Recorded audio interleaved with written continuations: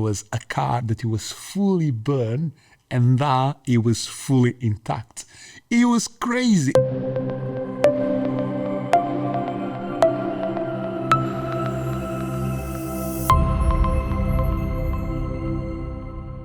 So, first of all, welcome. Welcome to the Titles podcast. Long time coming, I would say, right? Yeah. Like being in your studio, in your production hub for the first time after what? 2 years? 2 years working together. Yeah, it's great to see where the magic happens. At least part of it. Yes. At least part of it. I'm impressed. Thank you for having me. No, thanks for coming. So just a quick introduction for the audience. This is a good friend of mine, but also one of our partners, Marek from the GEDU Group. Marek, do you want to explain a little bit about the GEDU Group? I know a lot of people already know, but it might just be a quick overview. Thank you. GEDU Global, it's a umbrella of higher educational brands across the world. And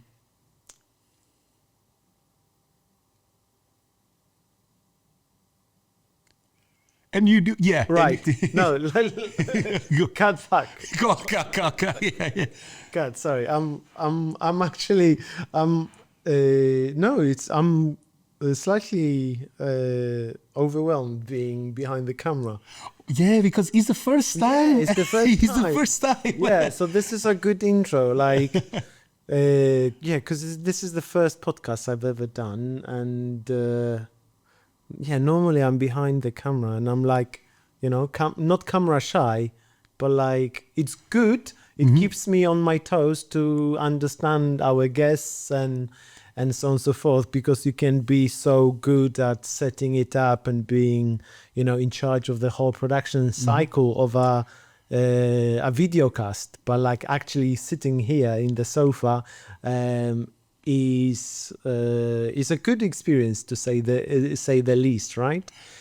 That's what we do. I need to bring you to do something you never done before. Yeah. First time, and it's first time that you're coming to Bolton as well. I feel like, yeah.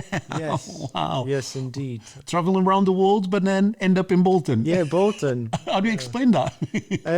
No, like we've been working together for, almost 2 years now. 2 years, It's proximity, I guess, to some of the GEDU campuses here in North. But you asked what GEDU is, right?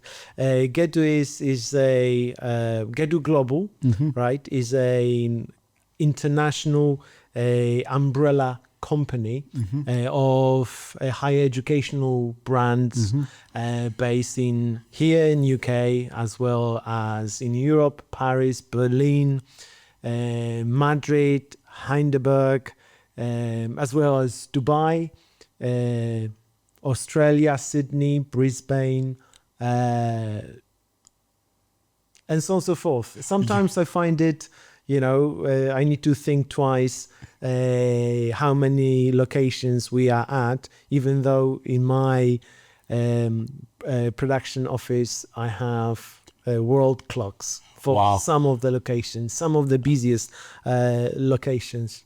Yeah, wow. So that's what GEDU Global is, in short. Wow. And I mean, you creating content for all of those brands as well is crazy, isn't it? The amount of content that needs to be out there to kind of, yes, making sure, working with briefs. What is the kind of the thing that excites you the more about your job role, and the thing that stresses you the more about your job role as well? So I like the whole production cycle. I like seeing media product coming to life, being video or photos. Myself, I'm a passionate photographer. So when I can and when I choose, I get involved with some photo shoots. But for GEDU Global, in terms of media production, the array of media offer is almost exhaustive to what it can be. I always say the only thing we don't do is wedding photography. Although colleagues sometimes ask me, "Oh, Can you? do you do weddings?" No, we don't. This many brands, more than a dozen brands globally, in America, Europe, in India. It can be overwhelming. So just to give you a perspective, last year we've produced over 540 unique pieces of videos for those brands. And yeah, we get things done. It's busy. It's busy. So I think you're probably utilizing that saying that content is king, creating loads of content just to... Yes, indeed, is presence. First of all, is the online presence. And for photos, maybe a third of our content is in print, if not digital, paid ads and just general brand awareness, media collateral. For video, yes, content is king. We are producing more and more on campus content created by the faculty or staff, sometimes students, rather than this polished media production, right? I think often a lot of people say that it's important to have both because of audience and things like that. But what do you think is the biggest challenge in your role? What do you think is the thing that stresses you the most in terms of your process when you do the full cycle of production? Good question. So each and every single marketing executive from all of the brands come to ask and ask for certain content, right?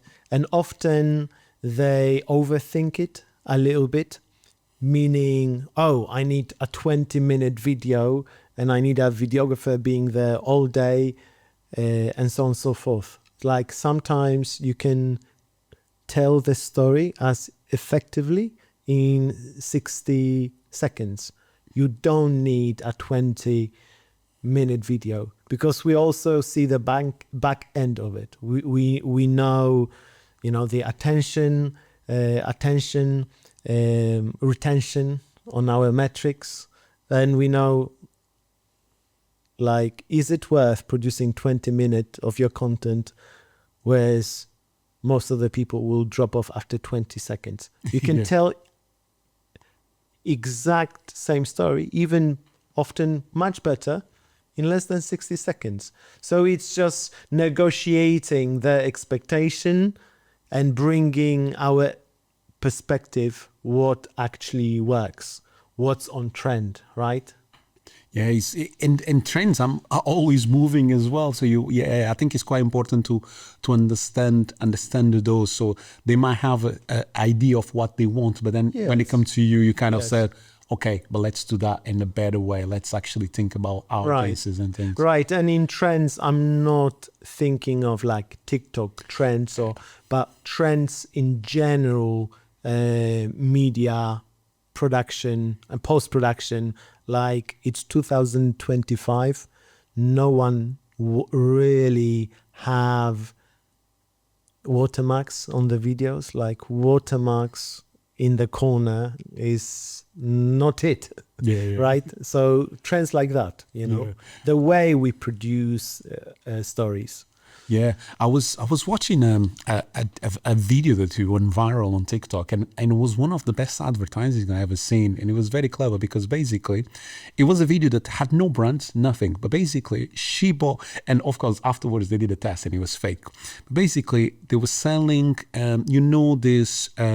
these cups. It's like a cups, those cups, the metal type of cups that that you can put like your coffee. Stanley cups? Stanley cups, yeah. And it was a metal. Only Americans. Yeah, only American. Yeah, it was America. I don't want to say, but it was. And basically, part of the advertising is resistant to the fire. So, and one of the videos that went viral, it was a car that it was fully burned and that it was fully intact. It was crazy. It was crazy because, I mean, it was great advertising. And then they say, oh, yes, we're going to pay you a new car and things like that. So it was kind of indirect marketing that works very well. Yeah. But at the same time, you know social media. So you had a lot of influencers kind of saying, I'm going to prove that. I'm going to prove. So they did, a lot of other people did the test. And actually everything, when the car burned, everything burned.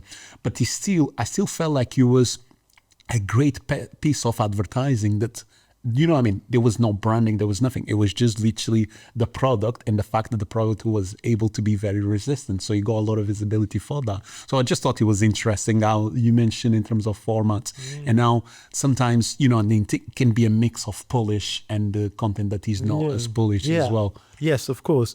And look at the social media accounts of the biggest brands. They actually sell you the emotion around the brand, right? For example, Red Bull, right? Red Bull is a very good example of it. But there's another particular brand that does it even better. They just sell raw emotion around this brand rather than, you know, you can't see a logo there. Yeah. You know, so it's definitely, you know, these days understanding what makes people interact, engage with a piece of video. And it's rarely the fact it's super produced or it's overproduced. Yes. You know, it's a low entry production level TikTok content that is taking over the world within 24 hours. It's just the idea. It's just the emotion. Yeah. It's just the, you know, the visual hook, right? That makes it really go viral, right? Yeah. And make it very interesting as well. What did you say that in the process? Of course, we've been working with you for pretty much over 2 years now, Yes. and I remember one of the things that I remember very clear. The first time that we met, you mentioned straight away to me, "Look, I'm not looking just for one-off project. I'm looking for a relationship, a partnership that we can work together and achieve that incredible vision of creating the visuals for this brand." What do you think is more important? Is that the talent, or is the relationship, or the trust, or would you put that in the same type of level? Trust and relationship in media production partners like yourself, that you'll find the right talent for me. Because when I have at a given week 30 production tickets, right? When I communicate with you, I don't need to repeat it or being very explicit. If I require a headshot photographer, don't send us a photographer who is a real estate photographer, right? So, because the challenge is with this many locations to know the talent on site, so to speak, right? If I need a real estate photographer, it needs to be a class rather than a hybrid shooter or jack of all trades, right? So with the briefs we receive from our internal stakeholders and we pass on to you, is just the understanding, like the end product, like, you know, if it's a photography, brand stock photography for a paid brochure, you know, for this coming year, we need a certain type of photographer, not any photographer. It's just person who understand brand stock photography, so that we can, with our students, stand out and have this social proof of being authentic. Yes. Because many time, all of the time, our students, our staff, they are volunteers at best to take part in a video shoot, in a photo shoot. They are not trained. So it's the talent we need, but because of our relationship for the last 2 years is you understanding the briefs and the variety of the brief. That's why we have so many talented videographers and photographers across the world to work with on a brief basis. Yeah. I think It's specifics. Yeah, because I feel, I mean, and the team knows, and every talent that we work with as well, they kind of, when I pass them a brief, I'm very clear about the brief. And I think it's important because sometimes there is that principle of you might think, oh, I want to do something, but it's not about what you want, it's about what the brief requires, you know. And so sometimes I think you can have opportunities to, and I think it's a 50-50 because as long as you fulfill the brief, get the basics right, and you can be more creative. Yeah. But get the basic right just in case. But you need to make sure that you still fulfill the brief. You know what I mean? So it's like you can be creative, and it's important to be creative, but it's also important to fill the brief, isn't it? Yes, it's just following the briefs, the written briefs to the best ability. And we've put in, over the last 4 years, I've been working for GEDU Global, we really took time to build in processes so that the communication between us and the local production is very detailed, but also to the point, right? So, you know, like key features I require, you know, do's and don'ts, you know, attention to detail like that is more important for me personally as the talent, right? Because, you know, talent only can take you to a certain level. Yes. Right. But for us to keep on working together is the diligency in the execution of the brief to the highest possible level, because with so many, you know, production tickets, like 30 a week, right? Give and take few, right? It's important for you to understand, for a production, media production provider to understand that some of our brands are across global locations, right? In different countries, right? But it's the content you are producing is a part of bigger picture, right? Yes. So if we're asking for, if there's a video brief, right? It needs to match what's already been produced in Dubai, Yes. you know, or in Malta, or any of our locations. And it's always on the same, you know, or it works both sides. Because like what you're doing for us is continuation of, you know, of a shoot that took place in Dubai, or in Leeds, or in London, or Manchester, right, or Birmingham. So it's never working with us is it's always continuation rather than one-off. And we never speak again, right? Yeah. But I think I'm assuming that's because it's continuation as long as there is that standards. Yes, standard. Yes, it's just the standards of, you know, standards of pre-production and production. Yeah. Right. Yeah. What do you think as a guide? For example, let's say that for someone that is starting up in the industry, and I can maybe reinforce as well in our point of view as a media as well.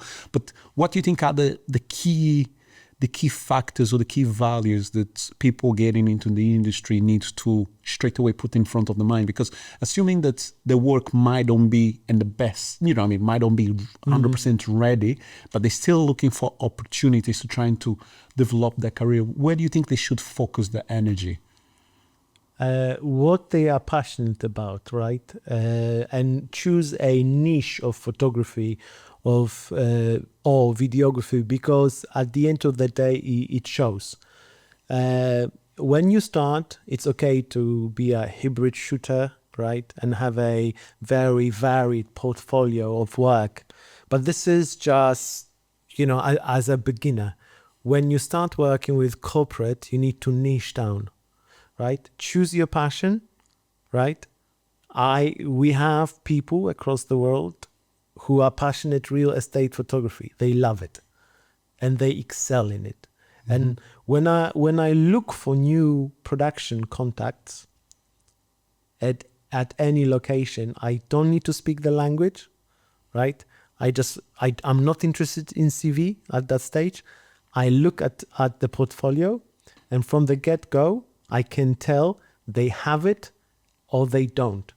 When I see like a mishmash of everything, wedding photography, real estate photography, events and everything, right? It's like, yeah, if we need somebody like tomorrow and you're available like now and you can do it like now, we would consider, right? But